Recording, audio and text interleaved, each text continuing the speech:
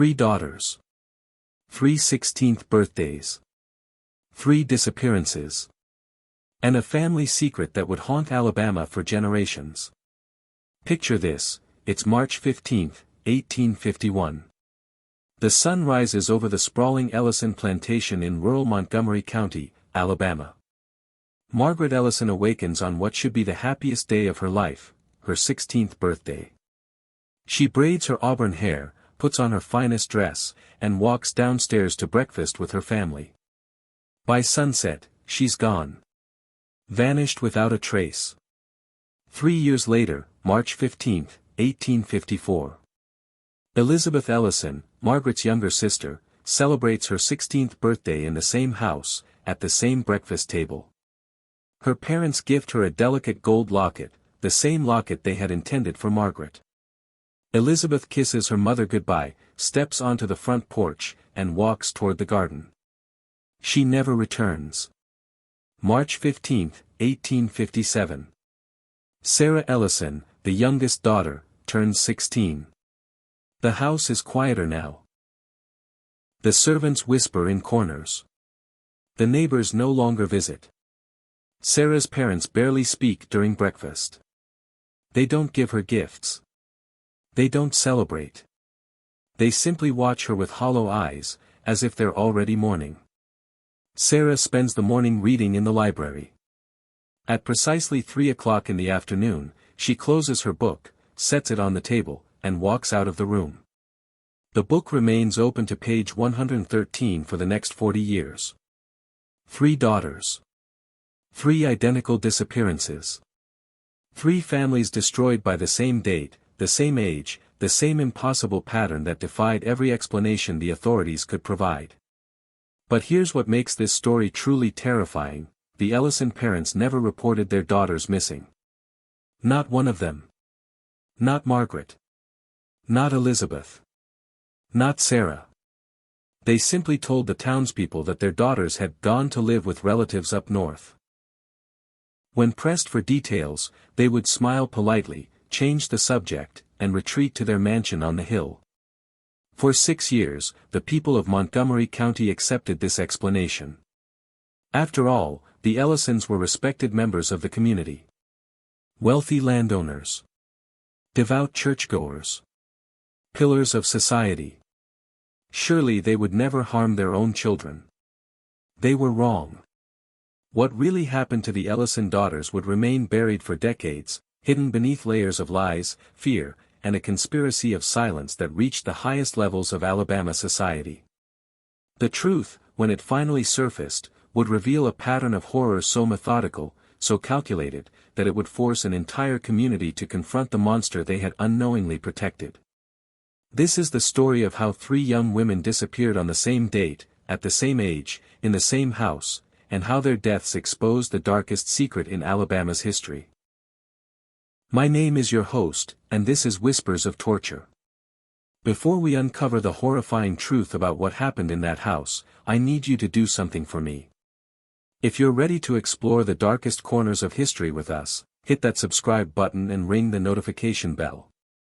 We're about to expose one of the most disturbing family mysteries in American history, and trust me, you won't want to miss what we uncover next. Now, let's begin. If you had visited Montgomery County, Alabama in 1850, you would have known the Ellison name. Edmund Ellison owned 1,500 acres of prime cotton land, employed 43 enslaved workers, and held considerable influence in local politics. His wife, Constance, came from old Charleston money and was known throughout the county for her charity work and elaborate dinner parties. Their plantation house stood on a hill overlooking the Alabama River. A grand white structure with 6 towering columns and wraparound porches that caught the morning breeze. Visitors described it as elegant, peaceful, almost heavenly in its beauty. The gardens bloomed year-round.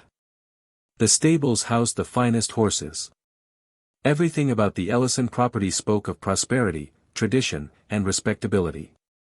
Edmund served as a deacon at First Presbyterian Church. Constance organized quilting circles for the church ladies and holiday celebrations for the entire community.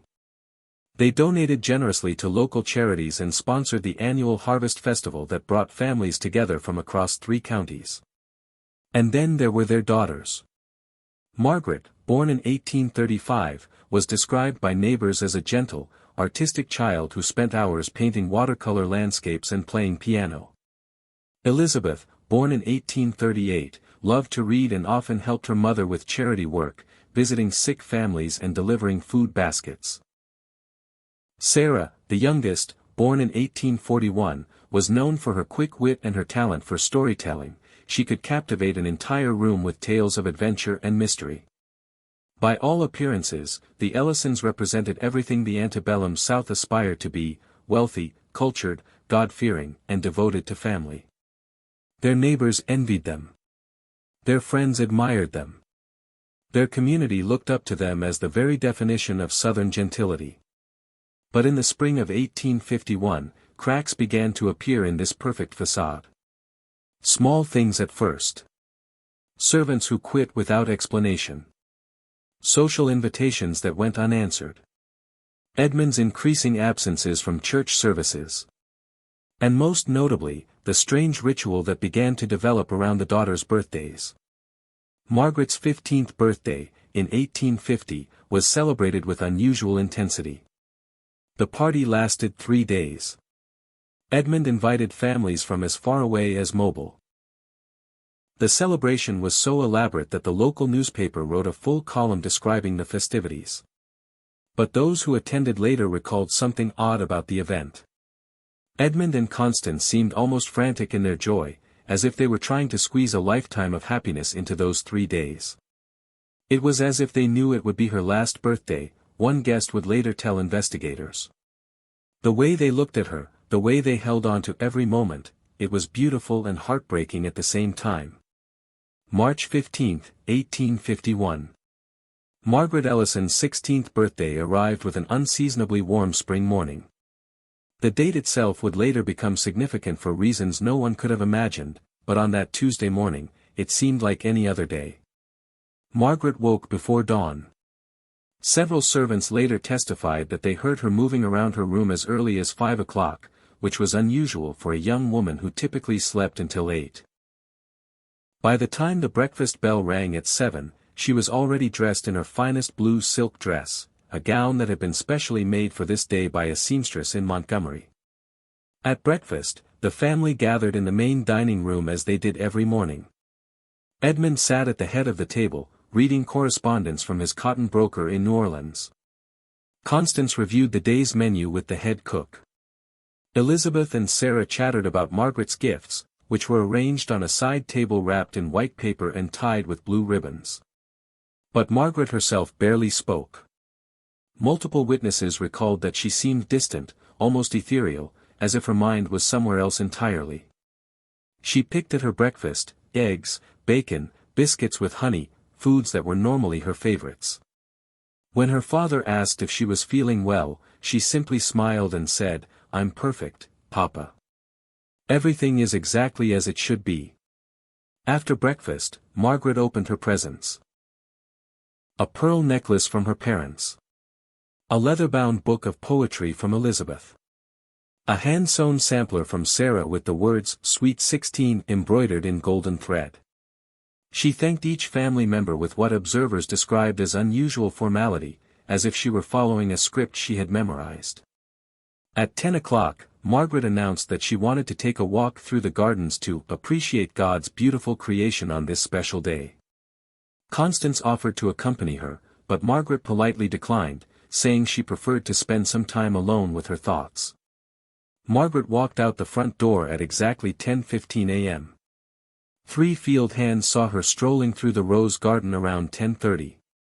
A neighbor riding past on horseback waved to her near the property's eastern fence at approximately 10:45. She waved back and called out, "Good morning, Mr. Patterson. Isn't it a glorious day?" Those were the last words anyone ever heard Margaret Ellison speak. When she didn't return for the noon meal, Constance assumed she had lost track of time. When she missed the afternoon tea that had been planned with several young ladies from town, Edmund organized a search of the property. By sunset, when Margaret still hadn't appeared, the entire household, family, servants, and neighbors, was scouring the plantation grounds with lanterns and torches. They found nothing. No torn clothing. No signs of struggle. No footprints leading away from the property. Margaret had simply vanished as completely as if she had never existed. The search continued for 3 days. Edmund hired professional trackers from Montgomery. The local sheriff brought in bloodhounds. Every building, every field, every inch of the 1,500-acre property was examined and re-examined. Nothing. On the 4th day, Edmund and Constance made an announcement that shocked their friends and neighbors. Margaret had decided to go live with relatives in Boston. She had been unhappy in Alabama, they explained, and felt called to pursue her education in the North. The decision had been made suddenly, but it was for the best. When people asked why Margaret hadn't said goodbye, why she had left without packing her belongings, why there had been no mention of Boston relatives before this moment, Edmund and Constance had ready answers. Margaret was impulsive. She didn't want emotional farewells. The relatives had provided everything she needed. Letters would come soon. The letters never came. But the community accepted the explanation because the alternative, that something terrible had happened to a beloved young woman on a property searched by dozens of people, was simply unthinkable. The Ellisons were respected members of society. Surely they were telling the truth about their daughter's whereabouts. For 3 years, life at the Ellison plantation returned to what appeared normal. Edmund continued his business affairs. Constance resumed her social activities. Elizabeth and Sarah went about their daily routines of education, household duties, and social visits. But the servants began to notice changes. The family rarely spoke Margaret's name. Her room was kept exactly as she had left it, but no one was allowed to enter. And most unsettling of all, as Elizabeth's 16th birthday approached in 1854, Edmund and Constance began to display the same frantic joy, the same desperate celebration, that had marked Margaret's final birthday 3 years earlier. March 15, 1854. Elizabeth Ellison's 16th birthday. The same date. The same age. The same family sitting around the same breakfast table, but now with one empty chair where Margaret used to sit. Elizabeth had grown into a beautiful young woman with dark hair and intelligent green eyes. She had spent the past 3 years helping her mother with household duties and charitable work, seemingly accepting the story about Margaret's sudden departure to Boston. But the servants whispered that Elizabeth often stood at Margaret's bedroom door, listening as if she expected to hear her sister's voice from within. The birthday celebration was smaller this year. Only immediate family and a few close friends.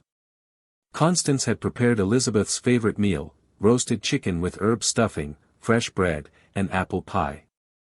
Edmund presented his daughter with the gold locket that had originally been intended for Margaret, though he never mentioned this fact. Elizabeth accepted the gift with a smile that several guests later described as forced, as if she were performing happiness rather than feeling it. At 2 o'clock in the afternoon, Elizabeth excused herself from the gathering. She told her parents she wanted to pick flowers for the dinner table. Constance offered to accompany her, just as she had with Margaret 3 years earlier. Elizabeth declined with the exact same words Margaret had used that day, saying she preferred to spend some time alone with her thoughts.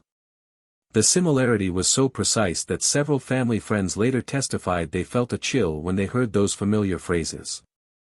Elizabeth walked toward the garden at 2:15 p.m. A stable hand saw her near the magnolia trees at 2:30.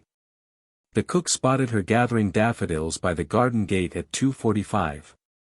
At 3 p.m., a field worker noticed her walking toward the family cemetery that sat on a small hill behind the main house.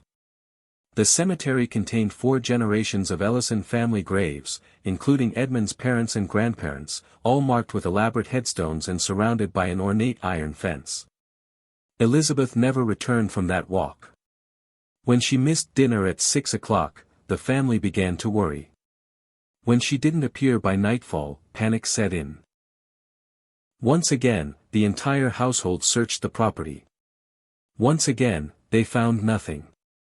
No trace of struggle, no abandoned belongings, no clues to suggest what might have happened to a healthy 16-year-old girl in broad daylight on her family's heavily populated plantation. The community's reaction this time was different. People began to ask uncomfortable questions. How could two daughters from the same family disappear under nearly identical circumstances? Why were there never any letters from Margaret in Boston? Why didn't the Ellisons seem as devastated as parents should be when their children vanished? Edmund and Constance provided the same explanation they had offered 3 years earlier. Elizabeth had also decided to join Margaret in Boston. The sisters missed each other terribly, and Elizabeth felt called to pursue her education in the North alongside her beloved older sister. The decision was sudden but understandable. Letters would come soon. Again, the letters never came. But this time, not everyone accepted the story. Sheriff William Morrison began asking pointed questions about the Boston relatives. What were their names? What was their address? When exactly had the girls departed? How had they traveled? Why had no one in town seen them leave? Edmund and Constance's answers became increasingly vague. The relatives preferred privacy. The exact address was confidential. The girls had left quietly to avoid emotional scenes. Travel arrangements had been handled discreetly. Sheriff Morrison found these explanations unsatisfactory, but he lacked evidence to pursue the matter further. The Ellisons were still pillars of the community, still wealthy and influential, still protected by their reputation and social standing. Without proof of wrongdoing, Morrison could only file reports and hope that someone would come forward with information. No one did. 3 more years passed. Sarah, now the only remaining daughter, grew from a child into a young woman under the weight of her sister's absences. Servants reported that she rarely spoke at meals, spent hours reading alone in the library, and often asked her parents when Margaret and Elizabeth would write letters. The responses were always the same vague reassurances about the girls being busy with their new lives in Boston. As Sarah's 16th birthday approached in 1857, the pattern became unmistakable. Edmund and Constance began planning an elaborate celebration. They ordered Sarah's favorite foods, invited distant relatives, and arranged for musicians to perform during dinner. But their joy felt hollow, their smiles looked painted on, and their enthusiasm seemed forced. Several family friends later testified that attending Sarah's birthday felt like participating in a funeral where everyone pretended the deceased was still alive. March 15, 1857. Sarah Ellison's 16th birthday. The same date that had claimed both of her sisters. Sarah woke early and dressed carefully in a yellow silk gown that had been made specifically for this day. At breakfast, she sat at the table with her parents, surrounded by 3 empty chairs that had once belonged to her sisters. The conversation was stilted, uncomfortable, filled with long silences that no one seemed able to break. After breakfast, Sarah opened her gifts. A diamond bracelet from her parents. A leather journal with her initials embossed in gold. A music box that played her favorite hymn. She thanked her parents politely but without enthusiasm, as if she understood that these presents were meaningless tokens in a ritual that would end with her disappearance. At 3 o'clock in the afternoon, Sarah closed the book she had been reading in the library. She marked her place at page 113, set the volume on the reading table, and walked out of the room. No one saw exactly where she went. No one witnessed her final moments. By sunset, Sarah Ellison had joined her sisters in whatever fate had claimed them all. This time, however, Sheriff Morrison was prepared. He had been watching the Ellison property since early morning, stationed with deputies at strategic points around the plantation. When Sarah was reported missing, Morrison immediately sealed the house and grounds, preventing anyone from entering or leaving until a thorough investigation could be conducted. What he discovered would expose the most horrifying family secret in Alabama's history and prove that sometimes the most respected members of society are capable of unimaginable evil. Sheriff Morrison's investigation began at dawn on March 16, 1857. He arrived at the Ellison plantation with 6 deputies, 2 bloodhounds, and a determination to uncover the truth about what had happened to 3 young women. This time, he would not accept vague explanations about relatives in Boston. This time, he would search every inch of the property until he found answers. The first breakthrough came within hours. While examining Sarah's bedroom, Deputy James Crawford discovered a loose floorboard beneath her writing desk. Hidden in the space below were 3 letters, all written in Sarah's handwriting, all dated within the past month. The letters were addressed to Margaret and Elizabeth in Boston, but they had never been sent.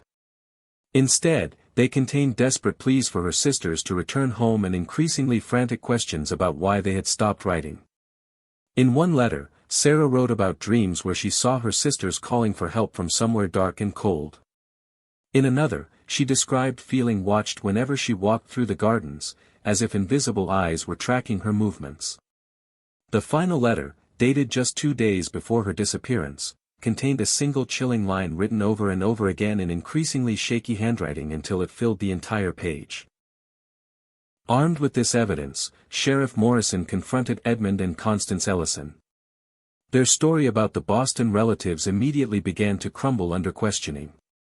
When pressed for specific details, Edmund claimed the relatives' names were confidential for privacy reasons. When asked for an address where letters could be sent, Constance said the family moved frequently and preferred not to receive correspondence. When Morrison demanded to see documentation of the girls' travel arrangements, both parents became evasive and hostile. The sheriff ordered a comprehensive search of the plantation grounds. Every building was examined. Every field was walked. Every storage area was opened and investigated. The bloodhounds were given clothing from all 3 missing girls and allowed to track their scents across the property. The dogs led the search party directly to the family cemetery. The cemetery sat on a hill overlooking the Alabama River, surrounded by ancient oak trees draped in Spanish moss. Elaborate headstones marked the graves of 4 generations of Ellisons, dating back to the late 1700s.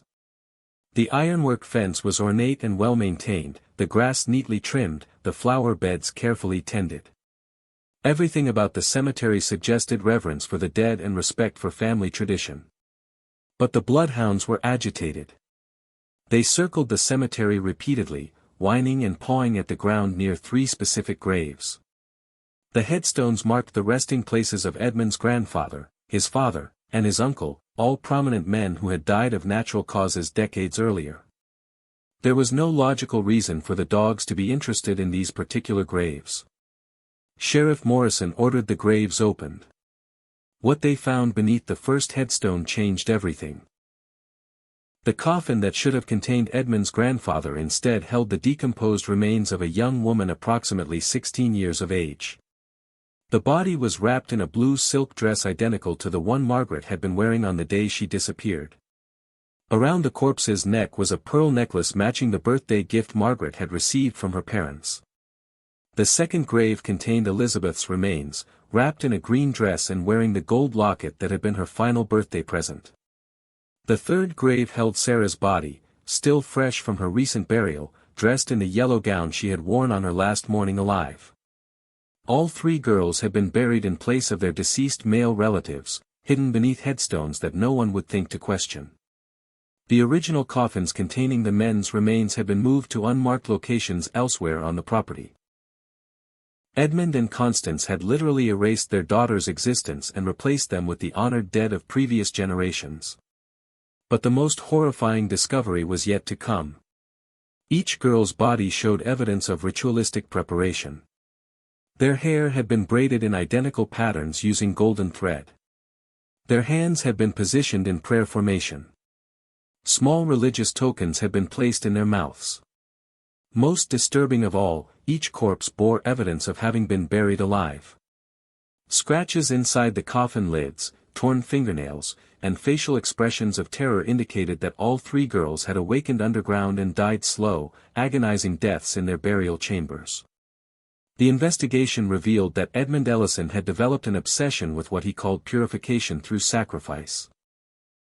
He believed that his daughters needed to be offered to God at the moment they transitioned from childhood to womanhood, which he determined occurred precisely at age 16. In his twisted theology, this sacrifice would ensure the family's continued prosperity and guarantee his daughters places in heaven before they could be corrupted by the sins of adult life. Constance had been a willing participant in the murders. Testimony from servants revealed that she had helped drug the girls with laudanum on their 16th birthdays, rendering them unconscious but not dead before they were placed in the coffins. The parents had then held mock funeral services in the cemetery, praying over their daughters' buried bodies while the girls slowly suffocated beneath the earth. The evidence was overwhelming. Physical proof, witness testimony, and the defendant's own confessions painted a picture of systematic, premeditated murder disguised as religious devotion. Edmund and Constance Ellison had spent 6 years murdering their own children and hiding the crimes beneath a facade of respectability and grief. The trial began in September 1857 and became the most sensational criminal case in Alabama's history. Families traveled from across the South to witness the proceedings. Newspapers from as far away as New York sent reporters to cover the story. The courtroom was packed every day with spectators desperate to understand how parents could systematically murder their own children. Edmund Ellison showed no remorse during the trial. He testified that he had saved his daughters from lives of sin and guaranteed their eternal salvation through ritual sacrifice. He described the murders in clinical detail, explaining how he had calculated the exact dosage of laudanum needed to render the girls unconscious without killing them immediately. He wanted them to experience the transition from life to death as a form of spiritual purification. Constance broke down completely during her testimony. She sobbed uncontrollably as she described holding her daughters' hands while they were drugged, kissing their foreheads before closing the coffin lids, and listening to their muffled screams from beneath the earth.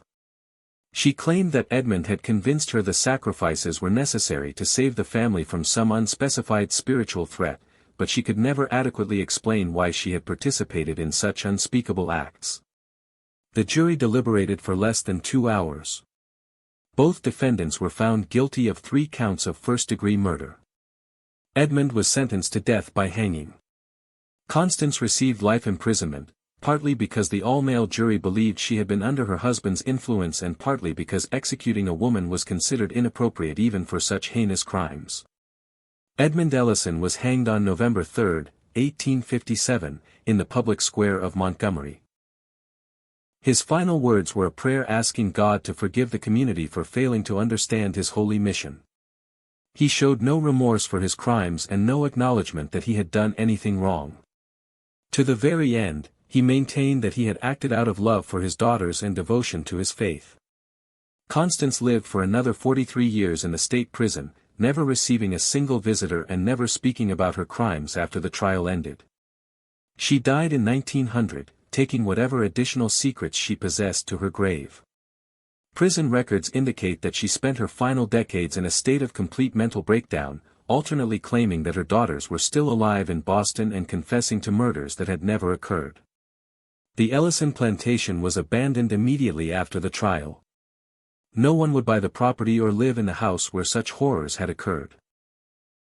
The mansion stood empty for decades, slowly deteriorating as weather and neglect took their toll.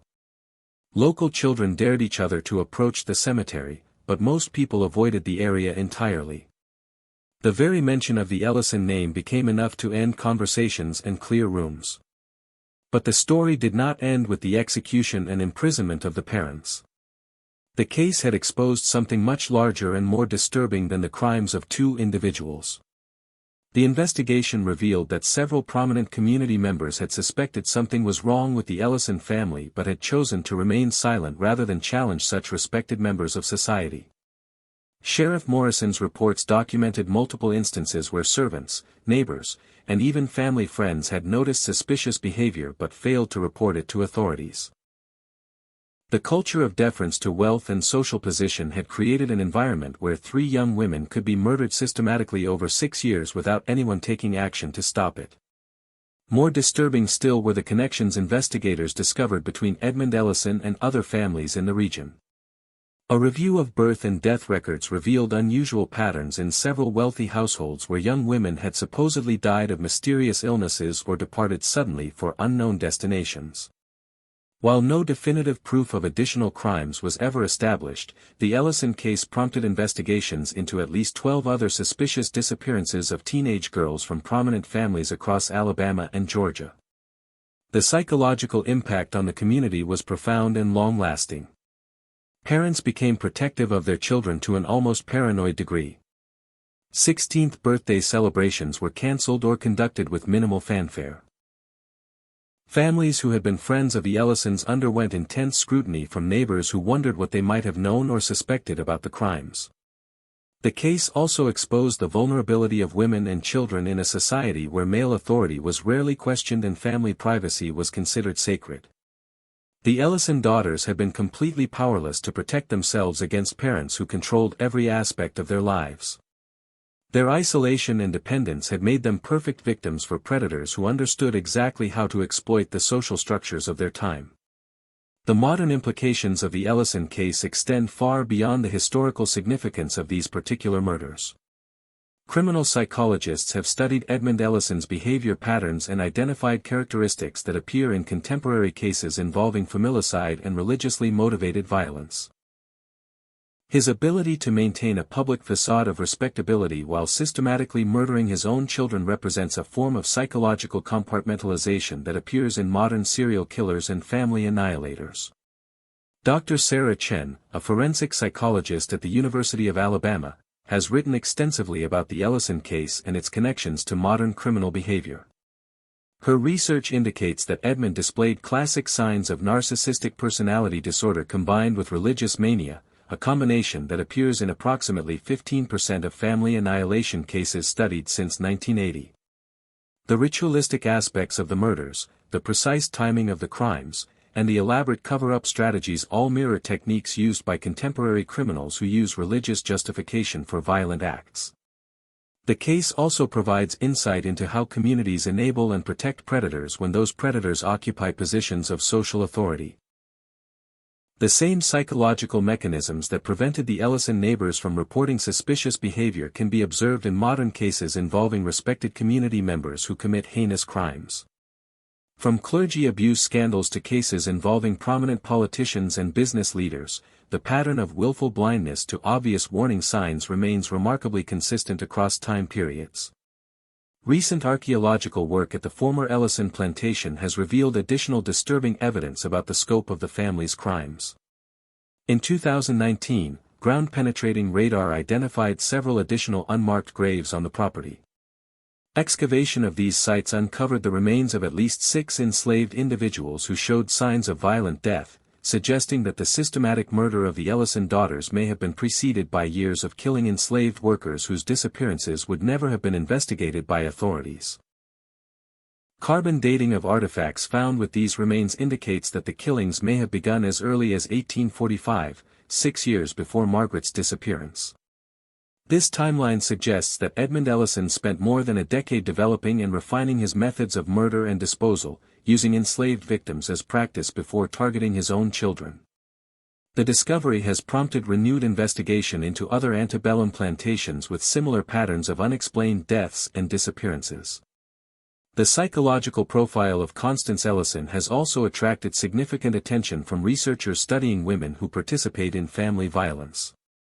Her combination of active participation in the murders and apparent psychological breakdown during the trial represents a pattern seen in modern cases involving mothers who kill their children under the influence of domineering partners. Contemporary cases such as those involving Susan Smith, Andrea Yates, and other women who have murdered their children show similar patterns of religious justification, male manipulation, and post-crime psychological collapse. The Ellison case predates modern understanding of trauma, mental illness, and family dynamics by more than a century, but the psychological mechanisms involved remain relevant to current criminal justice practices. Modern law enforcement agencies study historical cases like this one to better understand how community dynamics can enable criminal behavior and how social authority can be used to conceal systematic violence. The legal precedents established during the Ellison trial also influenced the development of laws regarding family violence and child protection. The case was among the first in Alabama to establish that parents could be prosecuted for murdering their own children, overturning earlier legal traditions that granted fathers nearly absolute authority over their families. The conviction of both parents helped establish the legal principle that religious beliefs could not be used as justification for criminal acts, a precedent that continues to influence modern court decisions involving religious extremism. The physical evidence from the Ellison case has been preserved in the Alabama State Archives and continues to be studied by forensic scientists developing new techniques for analyzing historical crimes.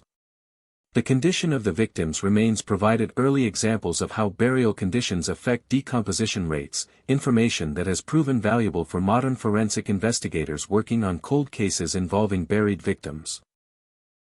Perhaps most significantly, the Ellison case demonstrates how wealth, social status, and community respect can create an environment where systematic violence goes undetected for years.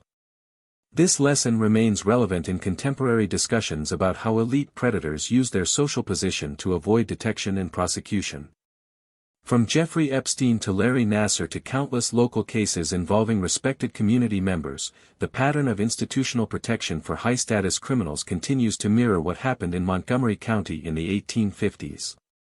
The story of the Ellison family forces us to confront uncomfortable truths about human nature, social dynamics, and the capacity for evil that can exist beneath facades of respectability and moral authority. Edmund and Constance Ellison were not monsters from some distant, primitive era.